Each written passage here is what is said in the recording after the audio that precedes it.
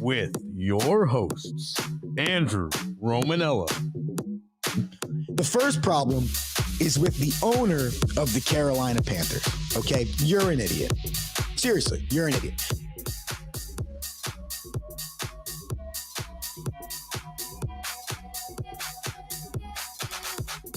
What's going on, everybody? Welcome into another edition of The Rome Show here on 12ouncesports.com.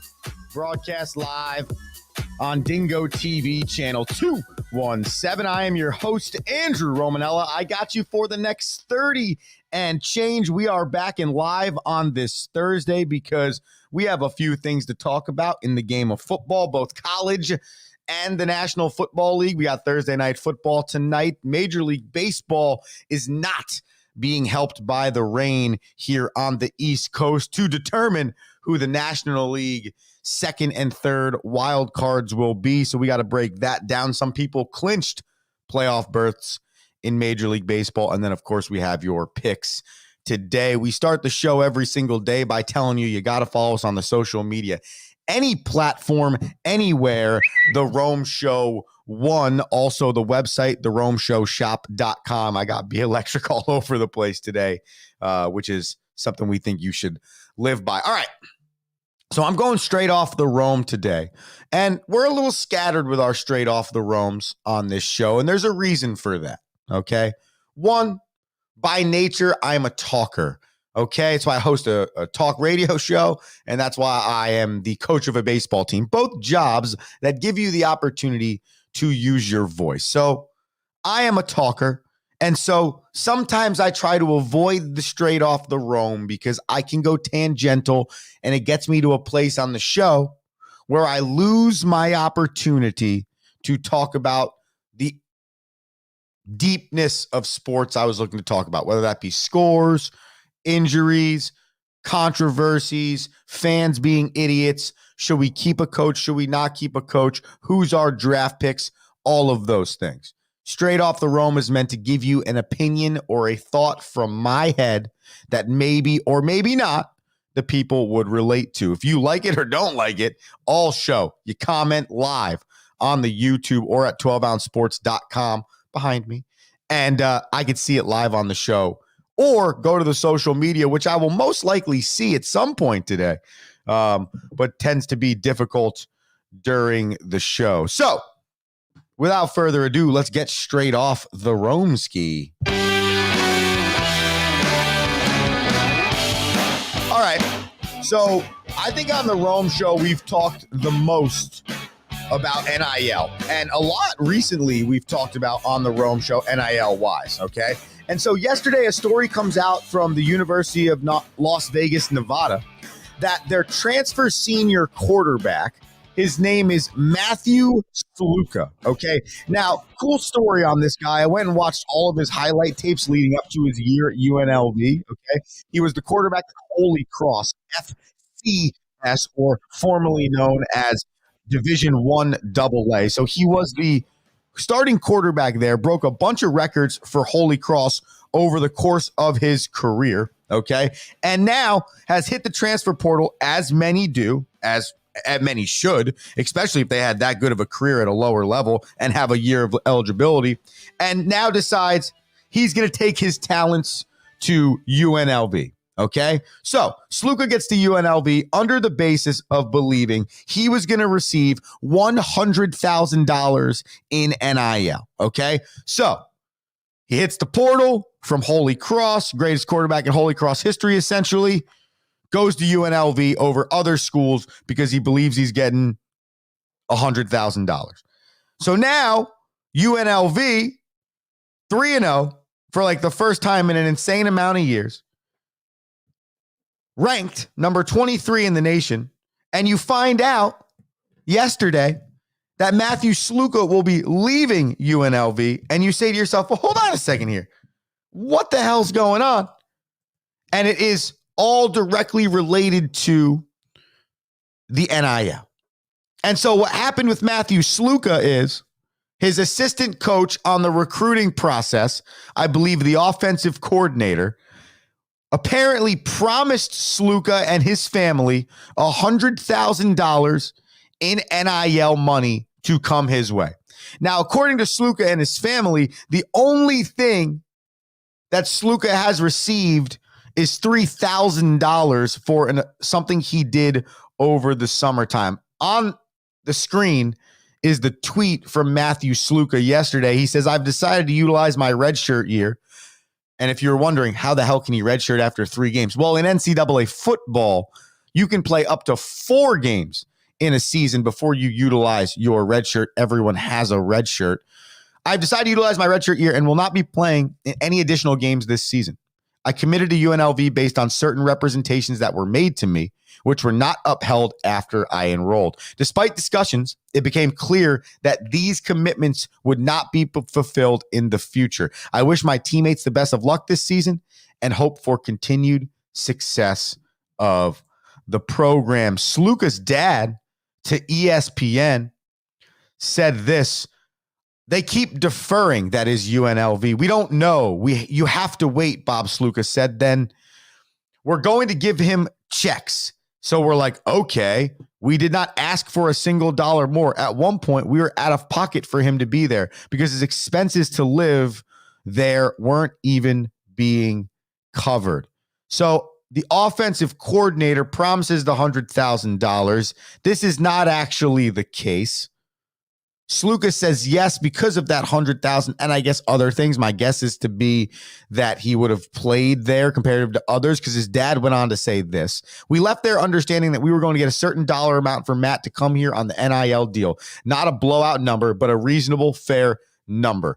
Adding that Matt received more than 25 NIL offers from other schools, including Big Ten and SEC teams, that were 4-5 times the amount of money we were willing to take from UNLV. And now that's where it comes into play. We had this conversation one day on the show. What are student athletes going to choose? Are they going to choose NIL money and you don't know what you're going to get from your playing standpoint? Or are they going to choose playing standpoint and maybe get a little bit on the NLI side? Well, this kid, according to the reports, chose the I want to play. Okay? I want to get maybe to the NFL. I just had a great 4-year career at a lower level school. I have this one-time chance. I got to take advantage of it. And he was, but he was promised some things. And it seems like it's not necessarily about the money as much as it's about the promise. Are you upholding your promise, UNLV coaching staff, to this player and his family? And also, how are you promising this kid $100,000 if you're an assistant coach? Because that's not what you can do. Now, UNLV has an NIL collective that came out and said, we never planned on giving Sluka $100,000. They were under the assumption he was going to get 3 payments or 4 payments of $3,000 for moving and whatever expenses. So clearly, something has been screwed up here. Now, here's my belief on this. And by the way, the kid's 21 of 48 for 318 yards, 6 touchdowns, 1 interception, and he's run the ball 39 times, 286 yards, and a score.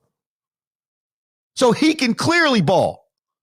And what he did at Holy Cross is kind of, right now, at least in his first 3 games, at the highest level of Division I football, being proven that he's good enough. Okay? So the kid's clearly good. And I believe this. There's no chance, I'm sorry, there's no chance a family is going to come out in a situation like this where their son may be under-recruited out of high school, so he goes to Holy Cross, doesn't have as much around him, has this chance. And this chance could possibly propel him to the NFL. And if it was about money and they had other schools offering, which I got to imagine they did based on the world we live in now with the quarterback position, I got to imagine they would have chose the $500,000 deal from Missouri, over 100,000 from UNLV if the money was that important. So I think this family came out with this story not because they're like, we just want our money. No, because they just don't want to play for somebody that's a liar. They don't believe in these people telling them one thing and them not delivering on it. And finally, I can't imagine this family would do this just because they're bored. I can't imagine Bob Sluka calls his son Matt while at UNLV and goes, hey, man, I know we could have taken that $500,000 deal at, LSU or Arkansas, but we did this and they only gave us $3,000. Let's just go out in the media and tell everybody they were supposed to give us $100,000. And let's see if people start, maybe they'll just give us more money. No. So there is most likely 100% truth to the fact that UNLV messed this up. So we're going to follow this story big time. But I truly do believe that is one of the huge concerns coming out of NIL right there. And I if this is as true as it is written on paper, which is always not possible either, then I really would love to see if there's a rule change coming off of this. If every NIL that is going to be offered to a player in the recruiting process has to have a handwritten document, much like the scholarship, right? Hey, if I'm going to give you $15,000 to come play baseball here, when you commit, we give you that signing letter. And when you sign that letter, it's a binding contract. And only the school and the coaching staff can let you out of that contract. So if we have all these NIL collectives, essentially boosters, running fundraisers to make money for their programs so that they can get the best recruits, then there should be a twofold signing process. Hey, it's November 3rd or whatever the signing date is. I have my signing letter from UConn. I don't know why that was the first one that came to my mind. I got my signing letter from UNLV. Okay. And when I was on my visit, I was getting full football. So it should say that on the one letter. And I was getting $100,000 in NIL. It should say that on another letter. And that letter cannot be from the school, the institution. It can be from the NIL collective, whatever the hell that means. So letterhead NIL collective, letterhead UNLV football. You sign one, there's my football scholarship. You sign another, there's my NIL scholarship. And just like the athletic scholarship, you have to re-sign the NIL collective every year. 1-year deals. And then you come back together after 365 and decide if you like that deal or you didn't like that deal. But something has to change because I can't imagine Sluka's the first dude. He's just probably the only dude that's willing to come out and call out the school that he was playing at. And by the way, before we get to commercial break here real fast, I think it's awesome that he did that because it's like, screw you. I truly believe that there are a lot of coaches out there that have the chance to use the money to the advantage. And there are so many athletes that probably in this NIL period are getting screwed. I mean, I've seen it my entire career and I am a coach, so I see it myself, but you get told things are going to happen. Hey, we're going to build this field or this is going to be the plan. We have a pool at our school. We have a pool that I've been told for 3 years is going to have something done to it. The only thing I've ever seen done to it is they put up white signs for a rendering of a potential building. You know what that probably means? In 2034, we'll get that building. And by the way, there's nothing wrong with that. Okay? But if it's not in the immediate, there's no point in talking about it. And I think that's probably what happens with some of these coaches in the recruiting process. Oh, we'll be able to get you. We're going to be able to get you up to $100,000. Okay, well, sweet. He's going to give me $100,000. No. The key word was they're going to be able to get you. That statement right there doesn't really guarantee anything. And oh, by the way, I'm just verbally saying it regardless. So there's two forms of that does not mean anything in that statement. And there's 90 other ways to say that as a college recruiter that probably gets these kids to think, oh, this is the place I need to be. So good for Sluka. I hope he lands on his feet. I mean, I would love to see this kid dominate in college football and like winning a Heisman next year at I don't care what school he goes to. But I do believe that there are shady things going on with all this. And it's great that there's somebody out there. I don't want the police guy.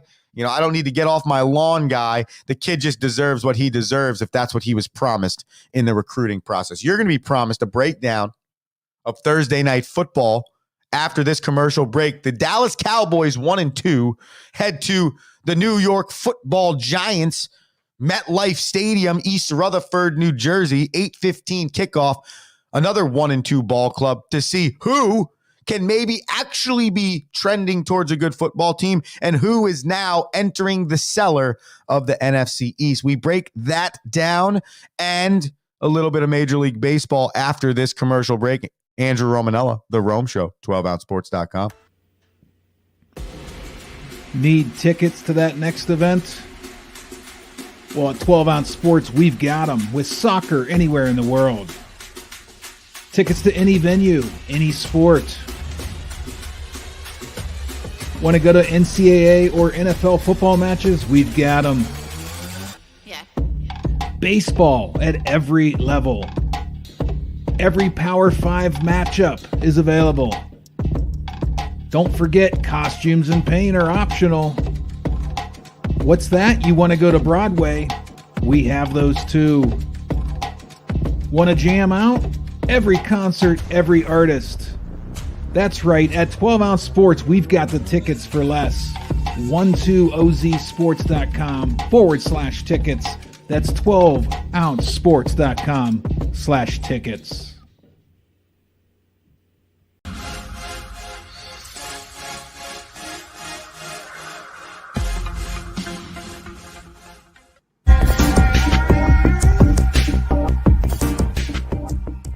Welcome to MyBookie. You're ready to create an account and start making money, and we're here to help. And remember, you can get a bonus of up to $1,000 on your first deposit. Now you're ready to bet. Just go to mybookie.ag, visit the sportsbook, click on your bet, and input the amount you want to risk or win in the bet slip. Yes, it's that easy. Just remember, at MyBookie, you play, you win, you get paid.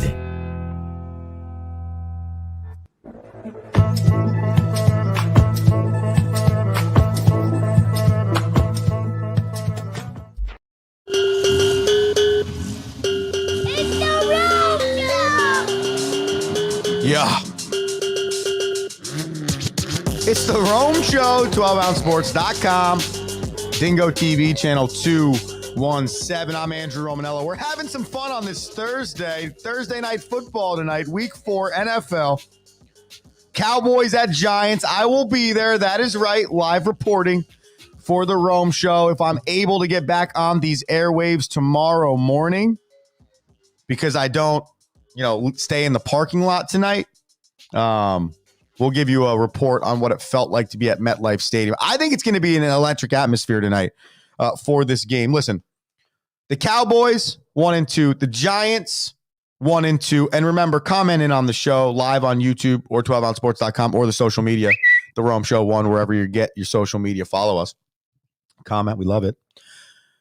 Both teams are 1-2.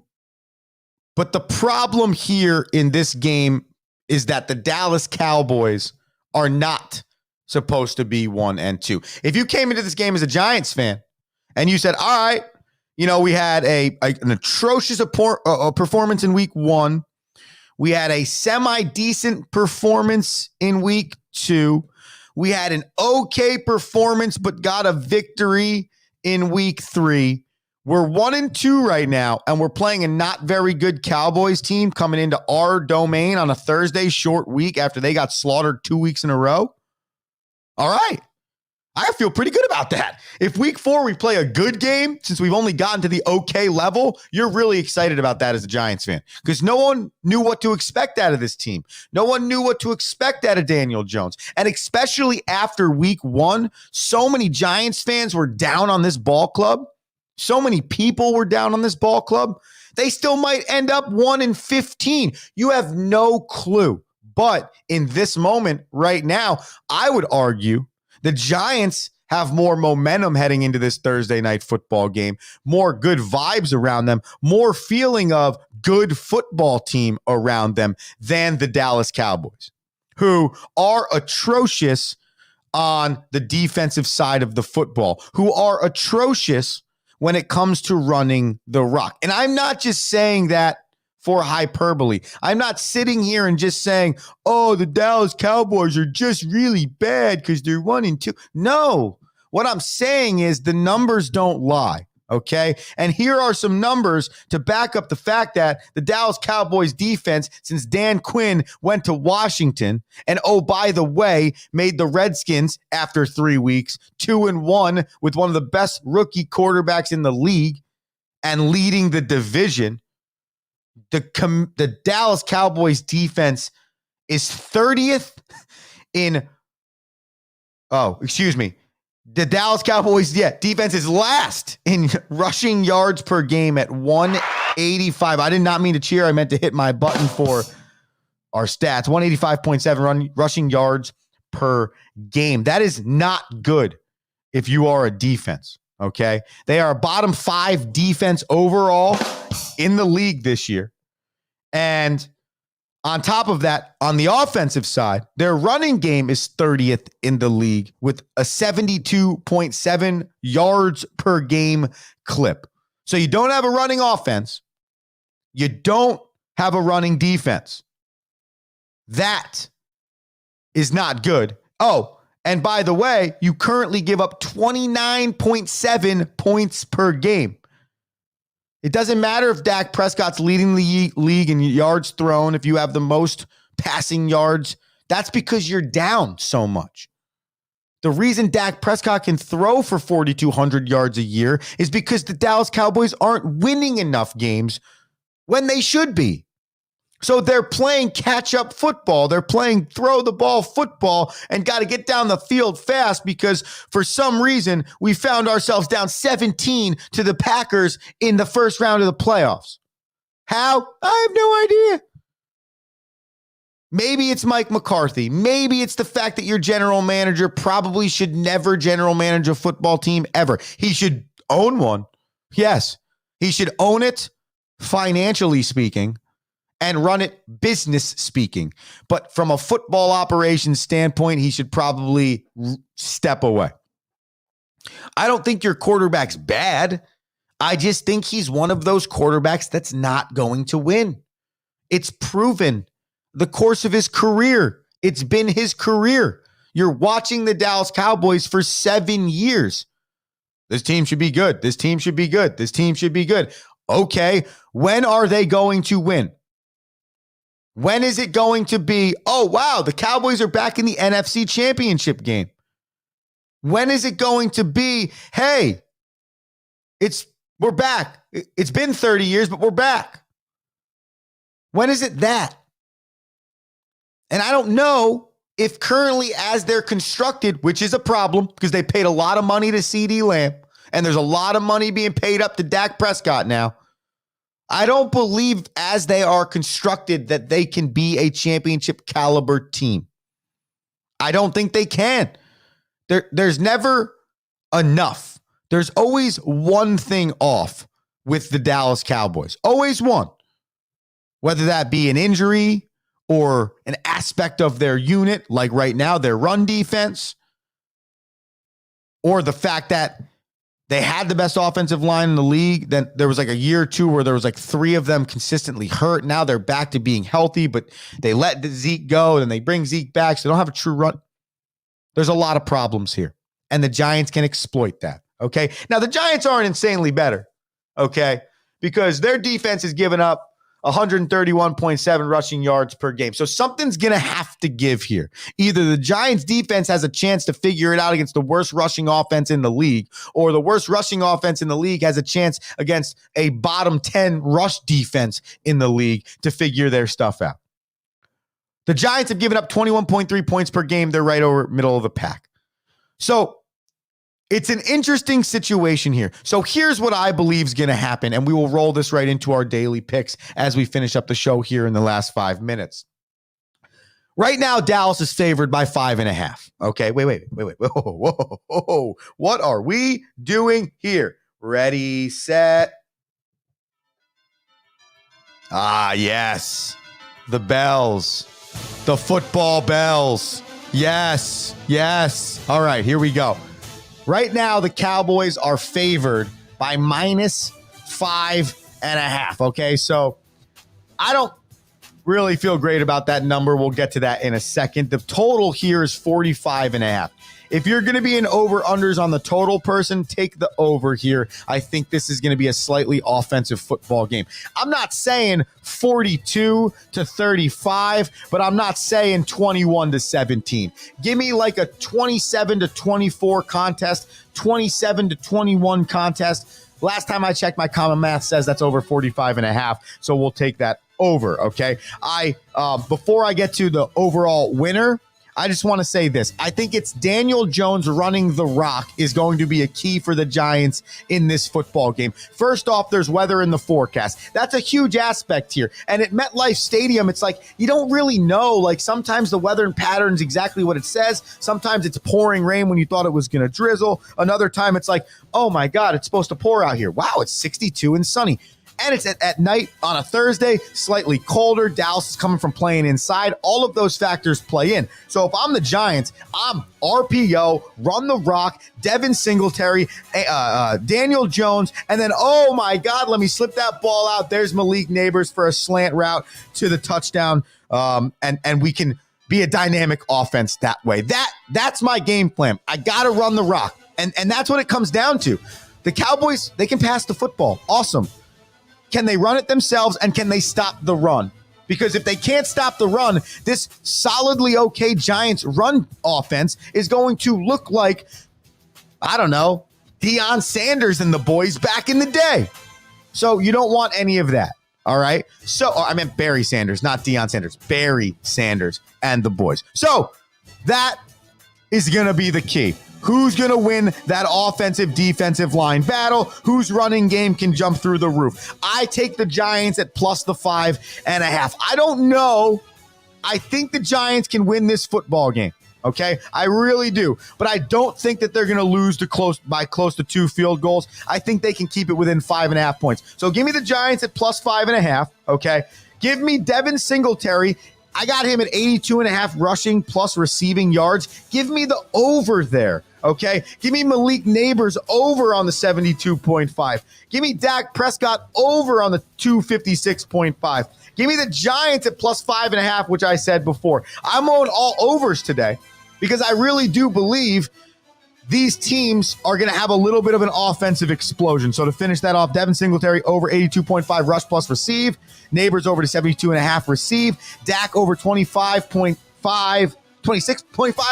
256.5 throwing, and the Giants win it at plus 5.5. Well, not win it, but they win it for me at plus 5.5. So listen, over the last few days, we've been crushing the daily bananas. So those are 4 picks for you right there. The other day, you know what I did? I went Tigers money line. We nailed it. And I went Brewers minus 1.5 on the Pirates. We nailed that too. Our overall record right now is 96-80. So if you want to get in on the action, start taking some of these. Maybe we'll start tweeting them out for the people so they have an idea. This has been the Rome Show today. 12ouncesports.com, Dingo TV, channel 217. If you're watching Thursday Night Football tonight, look for me up in the top section going bananas because I got something to talk about for the Romo Sapiens tomorrow. Andrew Romanella, hey, be electric. Peace!